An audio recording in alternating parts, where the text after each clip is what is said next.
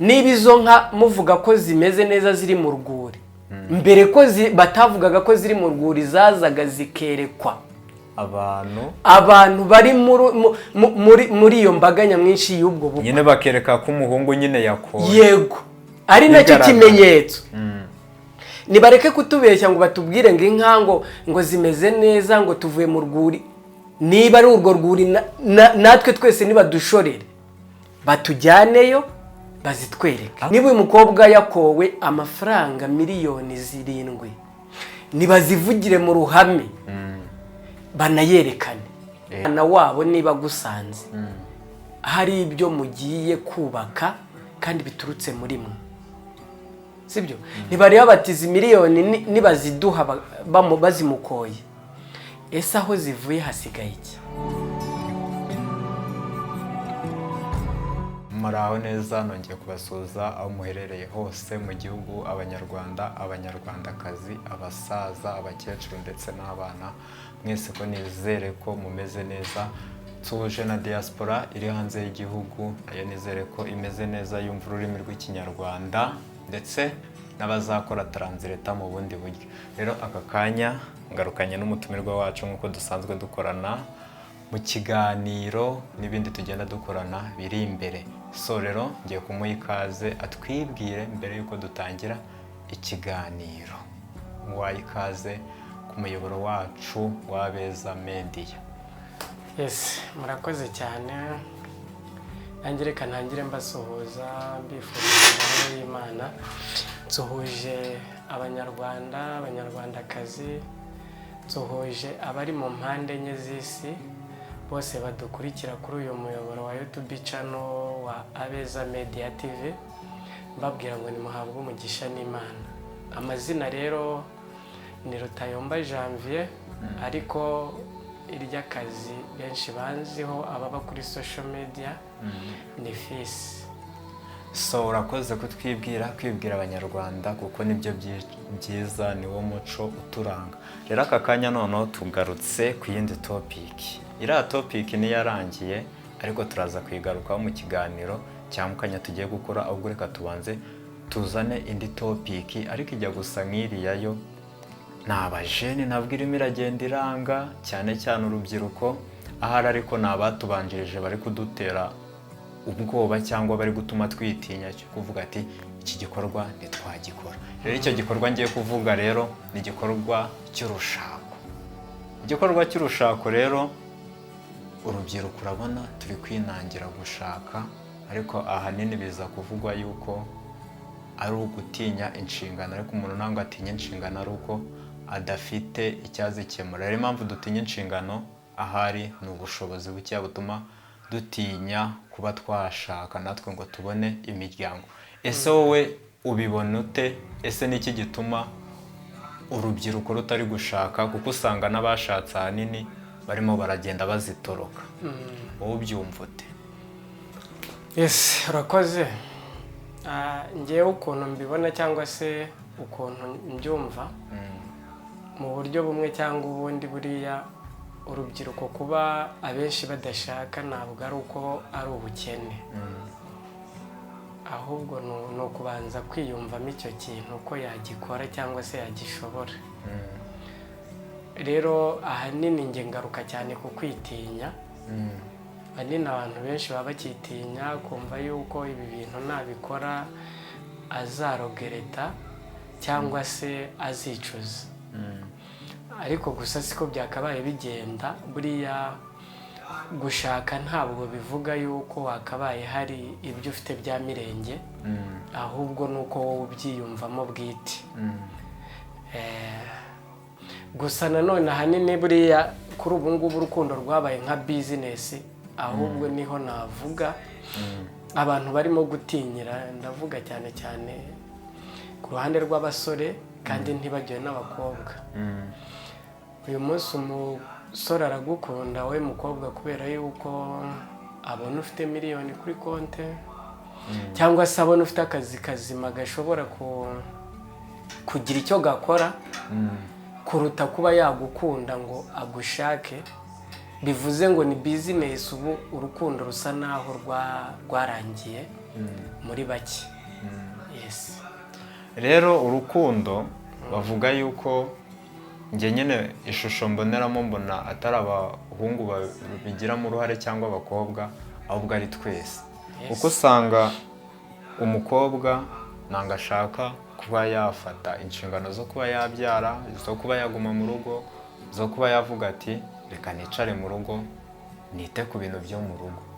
Ahanini ariko ngasanga nabwo abakobwa nuko babemerewe buriya gukorera amafaranga. Avuga ati noneho umukobwa ntango yajya mu rugo yicare mu rugo nawe akora imirimo nk'uko nyine y'abakera bakora. Kuko abakera impamvu bagumaga mu rugo wasangaga ari ushinzwe koza ibyombo, gukoropa, kwita ku bana, kubyara, ariyo mirimo ashinzwe gusa. Ariko aka kanya urasanga umukobwa arashaka kujya gukorera amafaranga, kandi ayo mafaranga naza mwese muyafite mu rugo urumva nta kubana kurimo, kandi umugore ntabwo wemerewe kuba wamubuza ujya gukora amafaranga kuko ari byinshi biri kuyakenera. Ariko nabwo nawe namara kuyabona ntabwo azemera ko mufatanya ngo mubyubakane bigume mu rugo, ahubwo leta yumva yuko nyine ayo mafaranga afite niba wowe ayakurusha ntabwo mugomba kubana. Ahubwo arajya kureba uwo bayanganya cyangwa umurusha babane, cyangwa mu kimwe ahitemo kwibana. Urubyiruko rw'abakobwa ruri guhitamo kubyara rufite amafaranga, ntabwo ari kuhitamo kuba yabana n'umugabo. Aravuga ati reka mbyare umwana murere. Ese koko birakwiye ko urubyiruko rw'iki gihe rugendera ku bushobozi bw'umuntu afite kugira ngo avuge ati reka twubake, reka tureke kuvuga ati ngo nemere gufata inshingano zo mu rugo, ahubwo ku bintu bijyanye n'umutungo w'urugo, mu bintu bijyanye n'amafaranga? Utavunitse reka mbanze nkusubize. Hari ahantu uvuze kuba abakobwa cyangwa se abadamu baremerewe kuba bava mu rugo bakajya gukora mu kazi. No kuvuga ngo ikintu gituma wenda abantu bananirwa ingo cyangwa se bibagora kubera ko amafaranga yabonetse, ntabwo ari uko baba bakoze cyangwa se suko ari bose. Uyu munsi hari umugore ushobora kuba afite nako kazi we mugabo ntako ufite, akaza agakavaringa buri icyuho cyawe muri ya mafaranga akorera, urugo rukagenda neza rukamera neza atitaye yuko wowe nta kazi. Ibyo bikorwa n'iki rero? Ni igihe mwabanye mukundanye mufitanye urukundo kuruta gukurikira imitungo. Noneho igihe wa mukobwa azaza agukurikiyeho amafaranga, yahagera akagira amahirwe cyangwa se opportunity yo kubona akazi kari hejuru kuruta amafaranga ahembwa, akaruta yayandi ufite we yaje akurikiye. Niyo handi uzasanga asanze urwego uriho yararutambutse, ajye mu bafite ubushobozi buri hejuru y'ubwawe kubera yuko yabonye amafaranga menshi.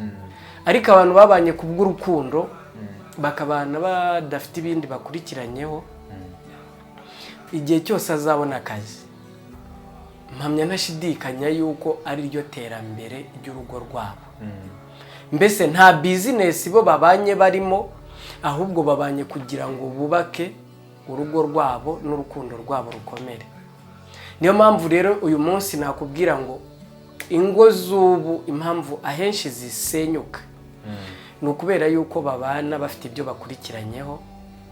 Uyu munsi wenda tubare umukobwa gukurikiye amafaranga, ageze iwawe akazi wakoraga karahagaze, byanze bikunze amafaranga yinjiraga ntayakibona, kandi aracyafite bwa bwiza bwe, aracyisiga nyine. Urumva yabonaga amafaranga yisigaga agira gati, arahita gutajye kureba abayafite bande. Ariko niba umukobwa aje ngo mubane mukundana antiri wenda nta n'ikintu mufite, mugiye gutangirira kuri zero, mwese wenda mufite ubushobozi buto ariko mwiyemeje kubana, byanze bikunze muzubaka kandi rukomere rugire naho rugera. rero ikintu bita urukundo cyangwa se ikintu bita gutinya gushaka ahanini ni icyo ngicyo. Uyu munsi njye musore nshobora gutinya uyu mukobwa kubera ko arimo kumbaza ese ufite konti ingana iki, ese ufite imitungo ingana iki, ese ufite iki, ese ufite iki. Uyu munsi niba mbaza icyo mfite kuruta kumbaza niba mukunda, uwo nsanga akurikiye ibyo mfite kuruta njyewe ubwanjye. Twabuze rero abaza bakeneye twebwe kuruta ibyo mfite cyangwa ibyo dufite. Niyo mpamvu usanga abantu benshi batarimo gushaka n'abashatse zigasenyuka. Urukundo rwa nyarwo bivuze ngo rusigaye hakeye, ubundi ubu zirimo kubakirwa kuri bizinesi y'amafaranga ashire ngende. Ahubwo njye mbona mu minsi iri imbere abantu bari bujye basinyana nk'amakontragiti ukazana umugore ariko mugasinya kontragiti y'igihe runaka, ukareba ko ya mafaranga uzaba ukiyafite, waba ukiyafite azahaguma, n'ubu utakiyafite naho kugira ngo ubabare uzamubwira agenda uza n'uri ku rwego rwawe. Akari nayo rero tugiye gufata ingo za kera tuzigereranye n'izuba. Iza kera bari batunze ubutaka bwari bwo guhinga, akaba afite wenda icyo umukobwa avuga ati uno muhungu banshakiye, kuko nta nubwo umuhungu yihitiragamo bazabana, ni wabo bamuhitiragamo. Akavuga ati wenda ubwo ari iwacu bamitiyemo bamfashije bigenda gutya, umuhungu bamuhaye inzu agomba kujya kubaka, bamuhaye ikibanza bamuha n'ahantu yubaka, baranamwubakiye. Ubwo rero mwana wanjye dore wakuze, nguhaye ubutaka, nguhaye nawe ujya kubaka. N'umukobwa niba umushaka nawe turamugushakira kuko wakuze. Umukobwa bakamugushakira bakabahuza mugashakana. Mwamara gushakana ayosha biriya bintu byari biryoshye. Ibintu bya kera byari biryoshye. Niyo mpamvu njyewe mvuga ngo urukundo rwa kera ahari ku bwa ba papa cyangwa ba mama, ubu rugarutse bavuga ngo u Rwanda ni paradizo, noneho rwaba paradizo kurenzaho. Noneho bageraga mu rugo bakubaka, kubera iwabo babaga babashyigikiye, ibintu byose nyine barabyumvikanye. Wenda bajya mu rugo kuko nazibana zidakomanya amahembe, babana muri urwo rugo, wenda ikibazo cyaba umukobwa wenda umugabo akaba yamukosora, umunyuza akanyafu nyine nk'umuntu babana. Umukobwa yashaka gutaha, yasubira iwabo, ababyeyi bakavuga ati subirayo iwanyu, ni gutya zubakwa. Ubundi umukobwa wa kera no kugira ngo ajye gushaka barabanzaga bakamuganiriza, akicarana n'ababyeyi, akababwira bati rero mwana wacu ugiye gushaka, imiteto wari ufite hano mu rugo uyigabanye, ugiye iw'abandi, nugera bigahinduka uzafata inshingano. Nugerayo bigahinduka uzihanganira umugabo kandi ugerageze guca bugufi. Turabizi wari ufite amakari hano ariko uzagabanye, umenye ko ugiye kubaka. Ni urugo rwawe ugiye gushinga, nagukubita urushyi uzarwihanganire, ahubwo ukosore icyo akujijije. Ariko bro, ubu ngubu mpamya ntashidikanya ko umukubita rumwe akagukubita enye. Ariko biriya bintu numva nubwo nyine turashimira leta y'u Rwanda ko yashyizeho kudakubita, kutihanira, kuko turi muri leta y'ubumwe, tuvuga ati dufite abo tugomba kuregeraho ibibazo byacu bakabikemura, kuko iyo ugiye ukubita umuntu birangira hajemo no kuzamwica. Ariko wenda kera uwo mukobwa yaramukubitaga kugahinda akagumana, akaguma mu rugo, kwigunga bikaba nabi, ukumva nyine umugabo agahora nitwaza kuba yamutoteza bigenze gutyo. Leta irabihindura. Ariko bro oya, ubundi hari uburyo byabagamo. No kuvuga ngo niba uyu mukobwa wenda umugabo warimo kumukubita, ntago byari ngombwa ko ahita yiruka ngo ajye iwabo, ahubwo byari ngombwa ko yegera iwabo w'umusore, ubwo ni kwa sebukwe cyangwa kwa nyirabukwe, akabibaganiriza. Yamara kubibaganiriza bagatumira umuhungu wabo na wa mukazana wabo, bakabicaza, bakabanza bagasesengura, bakamenya ese barapfa iki, ese biraturuka hehe, nyine bakabivimuzi, bakabanza bakumvaho ibibazo biri. byarangira bakava aho ngaho banabikemuye neza bifashe umurongo. Nta kuvuga ngo henga arirutse ngagiye iwabo ngo mu buyobozi, bikarangira neza kandi urugo rukongera rukagira rukavansa. kuko ariko no gushyingira kera byabagamo nyine ko iwanyu baba bagufashije kugira ngo nyine ubukwe buzagende neza. Ariko ubu ngubu nyine bishobora mbanza kuba bitakibaho.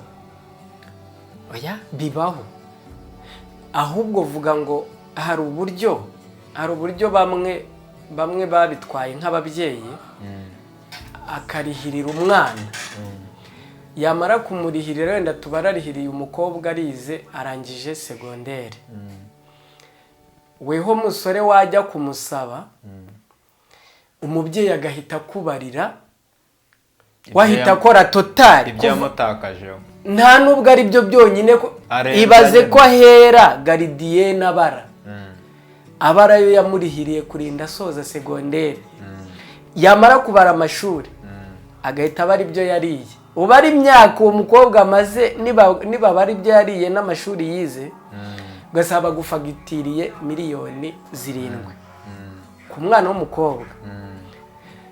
Noneho wibuke ko mugiye gufonda ubundi buzima bwawe nawe. Noneho ababyeyi nabo b'ubu ngubu birengagiriza, ntabwo bareba yuko umwana wabo niba gusanze hari ibyo mugiye kubaka kandi biturutse muri mwe, sibyo? Ntibareba batiza miliyoni nibaziduha bazimukoye, ese aho zivuye hasigaye iki? Ahubwo nge narenze ko biriya bintu umuhungu atanga, kuko umukobwa nyine we azana ibikoresho byo mu nzu, wenda umugabo yarubatse bagiye gusezerana, wenda umuhungu bamusabye inkwano nyine y'inka, bya bindi nyine bakwaga nyine umukobwa by'inkwano nyine guka umukobwa mu muco wa Kinyarwanda. Noneho umukobwa nawe bakagira ute, ari ibyo bamusaba, akavuga ati umuhungu igiyemo rero inzu yarayubatse, kuba yarayubatse nta kintu kirimo, ibikoresho ugomba kubishyiramo. Ariko umukobwa we ntango iwabo w'umusore bamutegetse ibintu azazana uburyo bizaba bimeze, nta gaciro bifite, nta gaciro bifite. Ibyo azazana byose yego ni ibyo nyine. Ariko tugeze ku muhungu avuze ati oye, uretse utararenga aho uzi ko ibuvuga ibyo bintu biracyaba mu byaro. Umukobwa hano i Kigali umushatse agomba gusanga intebe mu nzu, agomba gusanga igitanda mu nzu, agomba gusanga akabati mu nzu. Ibyo bintu agomba kubisangamo ari we musore wabiguze. Ahubwo nkibaza ngo amafaranga aba yarakowe aba ayazanyemo iki basi? Weho uguze akabati, uguze igitanda, uguze intebe, urakoye, uguze n'inzu, uguze n'inzu, sibyo? Wenda ahubwo icyo azanye ni ikizi, ni ibyombo, amasahane. Oya, nabyo hari ibyo ahasanga, kuko nk'umusore hari ibyo urega nawe wari ufite byaba bikiri bishyashya wakoreshaga, cyangwa ukaba hari n'ibyo waguze. Ngo yiri umugeni burango ntango ibintu bishyashya byose barajugunya, nako bishaje ibintu bishaje barajugunya nyine, bazana ibishyashya, ibintu bishyashya kuko nabo bari bashyashya. Ariko ari ikintu urafata ibyo bintu bya kera byabaga, ufate n'ibyo ubu ngubu. Kera ibintu byari biriho, ubutaka bwari buhari, inka zari, n'umukobwa wawe naramukunze kandi nshaka ko kumukwa nk'umuntu w'umusore, nshaka kumusaba, akavuga rero dore ko bwacu byagenze gutya, dore utwaye umwana wacu ni mwiza, twaramureze, rero uraduha miliyoni 200 cyangwa 300. Ngaha aho bigoraniye rero, izo miliyoni ubaye unazifite ntango kuko wazika umuntu. Ariko bro, byanyabyo abasore basigaye no kuvuga ngo basigaye navuga ngo ni nko kuhohoterwa byanze bikunze. Reka mbivuge muri ubu buryo. Ubundi kera tuvuga ibya kera kuko n'ubundi niwo muco twasanze akuri guhinduka nyine nibyo nshaka kuvuga. Kera niba wenda warakundaga umukobwa nka mpere kuri sister wanjye yakundanye n'umutipe kumukwa yamukoye inka ebyiri z'amashashi meza,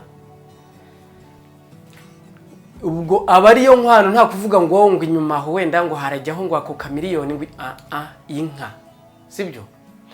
kandi iyo nka hakazabaho icyo bita ni indongoranyo hari yasubiraga iw'umusore kuyo yakoye nyine. ariko ubu ngubu igitangaje ni uko ujya iwabo umukobwa ugakwiza miliyoni wenda tubara 8 cyangwa 7 sibyo 8.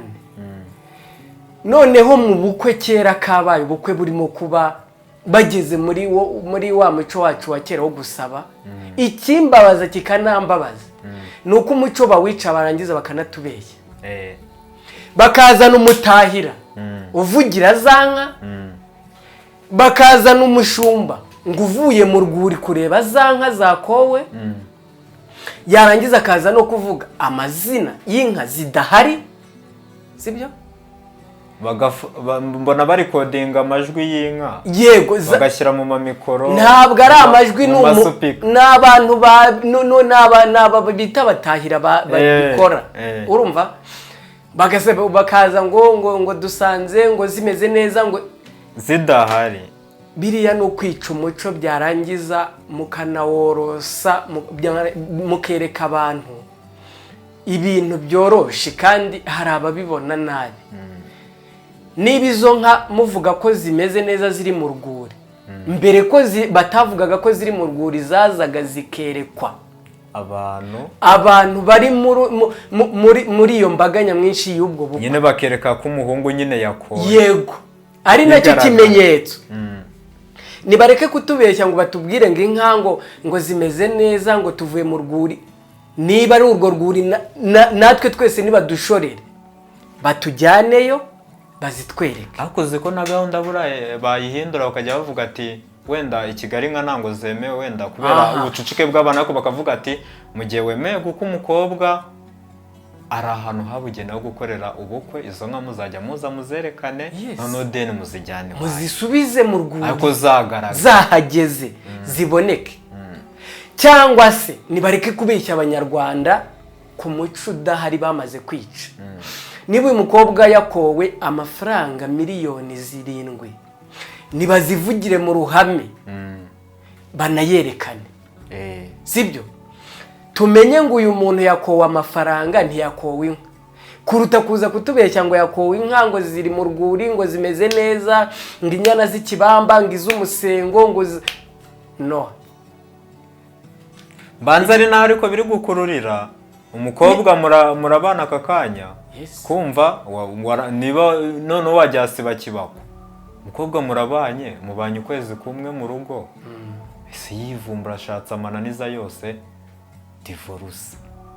erega bro reka yivumbure nese ubundi ko yamaze kugukamura wabaye igikatsi nese iyo ahubwo ira divorce njya nibaza ese iyo mugiye gutandukana ko bavuga ati ngo mwavanze ivangamutungo bya bindi mwajyanye wabo umukobwa nabyo baraza bakabishyira aho ngaho bakavuga ati reka byose tubigabane. bro ntago biriya ntibiba mwivangamutungo rero. hari bundi ngo hari icyo bita ivangamutungo muhahano n'ivangamutungo niba ari rusange niba ari rusange ni hafa urumva ni ukuvuga ngo ivangamutungo iyo baramusanganye ari n'iryo nyine muhahana muri kumwe yego. ni ukuvuga ngo rero biterwa hari n'iryo ariko bavuga hari muhahano niryo bagabane sibyo. ni ukuvuga ngo iryo vangamutungo ni hahandi nyine akigera mu nzu yawe naho mutangiriye kumukwa ntabwo mwakabaye umwe. kiriya gihe bavuga yuko nyine uwo mutungo ntabwo uba ubabarwaho. ubundi ngo baryita ishimwe ry'ababyeyi ubundi ziriya nkwano cyangwa se biriya bintu bakwa umukobwa ngo ni ishimwe ry'ababyeyi. Rero biriya ariya ntabarwa, ahubwo ubwo niba ari divorce babara inzu murimo yayindi waguze, bakabara bya bintu birimo ibikoresho n'iki biri muri iyo nzu tayari, bagapasura bakabagabanya, akagenda ugasigara. Ariko biriya bintu bya kera ko aribyo numva bifite agaciro kanini cyane, kuko rega aho harimo n'umuco kuko divorce yaranango yari yemeye, avugaga nta niyari ihari, mwana wanjye niba ari kugukubita isubirayo nawe papa wawe aracyamubita n'aka kanya, ahubwo wirinde gutuma gukubita. Nitwabishyigikira wenda ko gukubita umuntu ni ikosa, umuntu mukuru, ariko divorce iveho erega, kuko ari umaye divorce tukagabana ibintu byose twari turifite, urumva ngiye unshubije inyuma kandi ndi umuntu w'umugabo. Abo bana ejo bundi bazaza ibintu twarabipasaguye, umugore buriya we sinzi ashaka kuba atekereza hafi cyangwa atekereza nk'abana. Nibyo nakubwiye, uwahita agurisha akahita avuga abana musange so abiteho. Nge nibyo nakubwiye rero, ni ukuvuga ngo urukundo rw'ubu sibyo, ahenshi simvuze ko ari bose, gusa benshi muri twe rwarakamye. Abantu babana ari business, akavuga ati uriya musore afite inzu, afite ibinini, reka nge nemere tutandukanye awe sibyo, tubane.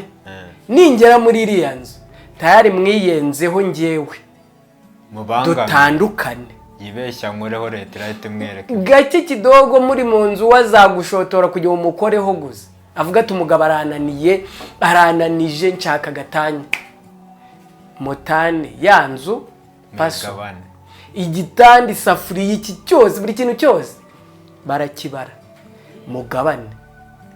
Witonde wowe ubwawe ibyo yaje gusangana murabigabanya, ariko nturi burebe kuri bya bindi we wasize hehe iwabo. Za miliyoni 8 watanze nashaka regenda azifatemo cyangwa agira ate yongere nayakuye muri bya bindi byawe mugabanye, ashinga ubuzima buzima, cyangwa arebe n'abafite amafaranga afatika agenda basange. Niyo mpamvu rero abasore bubu cyangwa se n'abakobwa ntabwo turi buvuge ku ruhande rumwe gusa, bose n'abasore kuri ubu. Umusore arareba umukobwa afite nk'imitungo, yifitiye inzu ye, yiteje imbere, yagize uburyo yiyubaka. Umusore akumva nyine yagenda akamushuka akamutwara uko yiboneye, akajya muri ya mitungo akagira ate akayiheregeta.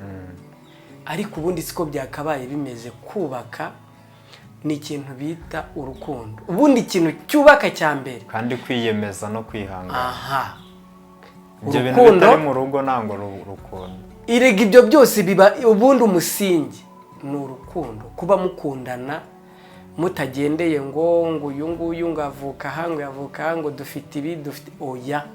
Kuba umukunda gukunda byonyine bro. Uzi ko abantu bashobora kubana biririrwa amazi bakararira nde, icyo kintu bakakihanganira mu rukundo rwabo, bagatera imbere bakagira aho bagera. Rero niyo mpamvu kuri ubu nge ntago najajinga umuntu utarimo kujya mu rukundo ngo yubake cyagira ate, hari impamvu ze bwite. Ariko twese turebye muri societe nyarwanda iriho turabibona impamvu. Oya, tutanavugiye ku bandi wenda ngo tujye ku rundi ruhande, nawe wirebyeho yaba ari hambere wakabaye nawe ufite umugore n'abana. Oya, ngewe rero buriya ntabwo wenda ari uko si ukuvuga yuko utabishaka. Yes, nicyo kintu ukeneye. Yego, ariko hari ibyo uri kubona hanze bikavuga ati no. Aha, hari ibintu ubona ukabona yuko nese niba ushobora gukundana n'umukobwa akabanza akakubaza kuri banki uko bimeze, none ubaye nta kintu urashyirayo urajya kuvuga iki? Nyine niba banki yawe iriho 0 cyangwa se nta kintu kiriho, nawe tuza nyine ubanza ugira ute usevinga. Ni ku isi yubakitse aho tugeza. Yes, noneho bakakanya tugiye wenda n'abantu muri comment baratubwira uko bimeze.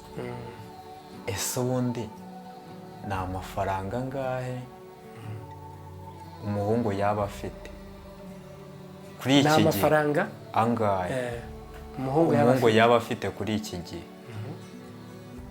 kugira ngo azane umugore. Abakobwa nabo baratubwira muri komenti, yes, ese umuhungu njye nyine afite ano mafaranga kugira tube twakubaka, tube twajya mu rugo no tuvuga tubane tuyakoreshe, yes, ariko tunafashe anadufashe kongera gutera imbere.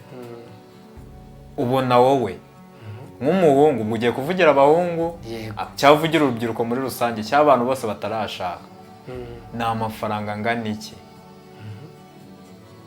umuntu yaba afite kujya avuga ati nemerewe gushinga urugo? Bro, buriya rero njyewe wenda ni imyemerere yanjye, n'uri bwumve iki kiganiro nawe ari buvuge mu myemerere ye.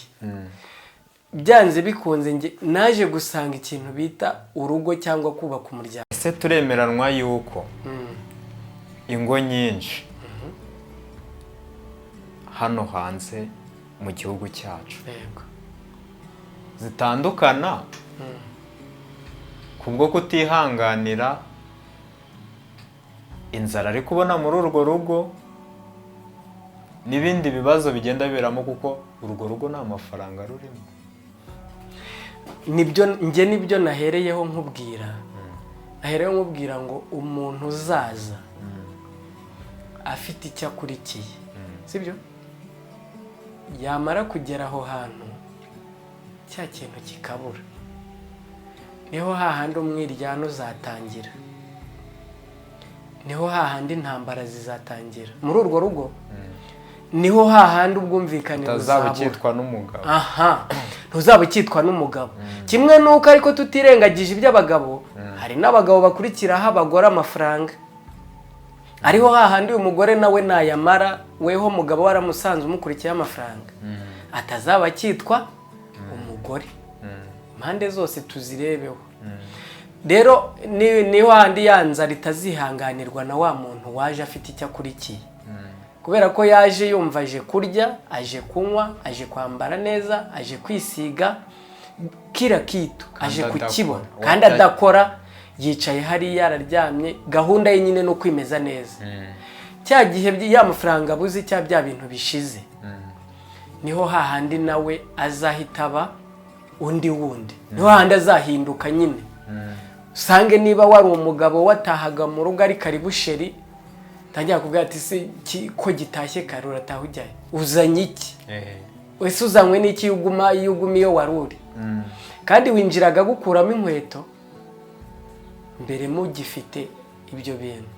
Bivuze ngo urukundo yaragufitiye no rwa bya bintu, ariko bishize arakwanga, urwango ruhise rutangira. Ariko wemera yuko abagabo hanini biyahura kuko kwihangana kwakira ibibazo by'iwabo cyangwa by'urugo rwe byamunaniye, akavuga ati sinongera gutaha?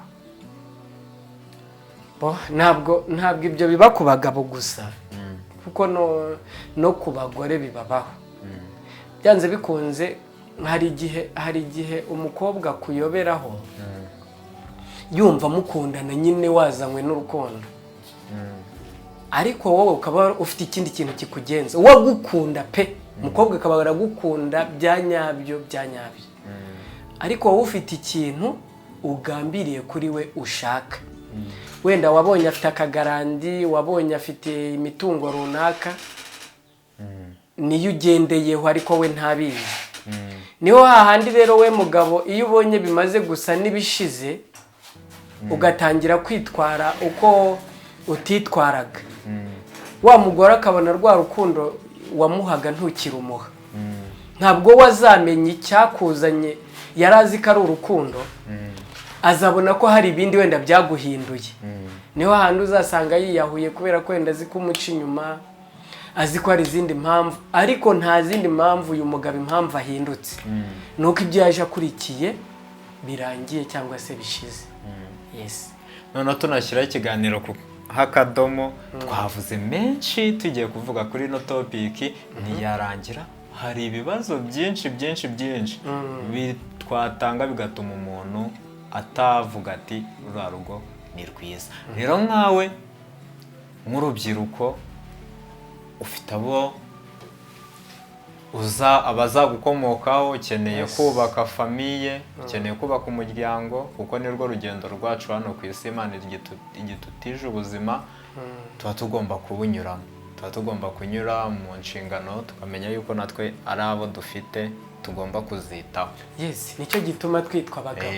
Rero aka kanya ugiye kudufata utugira inama abantu tutarashaka, niba gushaka ari byiza cyangwa ari bibi. Tuyifateho umwanzuro, kuko nabo barabitubwira muri komenti ibitekerezo byabo, kuko nabo abadukurikirana baba bagomba kuvugira.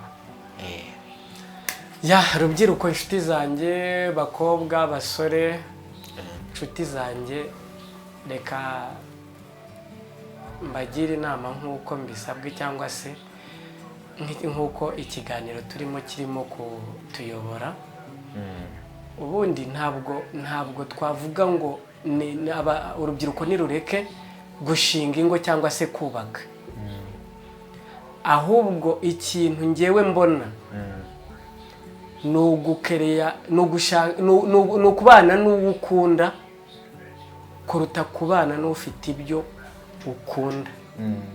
Mbese wishaka umuntu uguha agaciro kuruta uguha iby'agaciro. Bivuze ngo kunda ugukunda, kuko nukunda ibyo afite ejo bizarangira wisange ubuze ibyo wari ukurikiye. Ariko ikintu bita urukundo ntikijya kirangira, gihora ari gishyashya, gihora ari gishya, gihora ari gishya, gihora ari gishya. Uyu munsi mushobora kuba mugiye kuburara kubera ko mukundana, ukaba washaka aho wikoze ukazana utwo tuboga n'iki mukaturya mu rukundo rwanyu mukanezerwa. Ariko wa muntu uje afite ibyo akurikiye, natabona iyo nkoko nziza, natabona iyo mayonnaise, natabona iyo fi, ntabwo azarubamo. Nawe ubuzima bwe buzahora bubuyera, kandi nawe ubuzima bwe buzahora bubuyera. Azava aha ajya ahandi, ahave ajya n'ahandi, ava aha ajya ahandi. Usange ni hahandi umuntu ahoze ari nk'inzererezi, ntafite mbese aho yubakiye. Rero inama wenda ntagiye muri byinshi, ni uko twaha agaciro urukundo kuruta imitungo. Yes, ndumva ariyo nama nagira urubyiruko rugenzi rwanjye. Urukundo ni rwo rwa mbere kandi ruruta byose. Ni narwo rwatumye ba papa na ba mama babana, natwe tukaba dukuze tugeze aha, bakaturera ntibadute, ntibatujugunye, ntitubone batandukana izo divorce n'iki ngo zibeho. Nuko bakundanaga urukundo ruzira uburyarya. Rero natwe nk'urubyiruko niyo si nziza y'ejo tugomba kubaka, kuruta uko wakubakira ku mitungo nta rukundo. So rero guys, namwe ibitekerezo byanyu birakenewe muri komenti, kugira ngo tubashe gukomeza gukora ibiganiro byinshi kandi byubaka, kandi tugira ibyo tubukuramo. Rero aka kanya wari uhari uzi ko utazashaka, urukundo rurahari, ndabizi urakunda, ariko kunda urukundo rwa nyarwo, kandi uhitemo umuntu ukunze, utazigera ubabaza, utazigera wifuza gutandukana nawe, ahubwo uzemera yuko ibyo muzanyuramo byose azabyihangana. Yaba ubukene, yaba ubukire, yaba ubukene, yihanganire kububamo, kuko uno munsi umeze neza, ejo ukaba umeze nabi. Ariko nizera yuko Imana byose ibiri kumwe natwe mu byiza no mu bibi, ahubwo twese ntabwo tubasha kubyitwaramo bingana. Rero nawe genda ukore subscribe, share na comment, kugira ngo ibintu bibashe kugenda neza ku muyoboro wacu wa YouTube channel. Urubyiruko rero mukomeze mugubwe neza kandi mureke kwitinya. Abafite urukundo baracyahari, abakobwa bafite urukundo, abasore bafite urukundo, kandi n'Imana igenda idufasha. Dukomeze rero tureke gukurikira imitungo kuruta kuba twakundana. Imana ibaho umugisha. Mukomeze mudukurikirane kuri channel ya Abeza Media TV. Inkunga yanyu ni ingenzi. Subscribe, like, share na comment ibitekerezo byanyu. Twubake isi nshyashya n'u Rwanda rushya rugezweho. Ciao ciao. ciao ciao.